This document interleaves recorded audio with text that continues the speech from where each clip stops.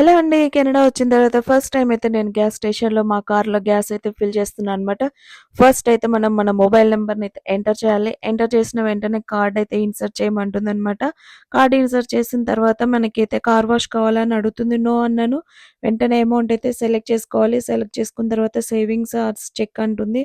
Select చేసుకున్న వెంటనే మన పిన్ నంబర్ అయితే ఎంటర్ చేయాలి. ఇప్పుడైతే మన ట్రాన్సాక్షన్ అయితే అప్రూవ్ అయింది.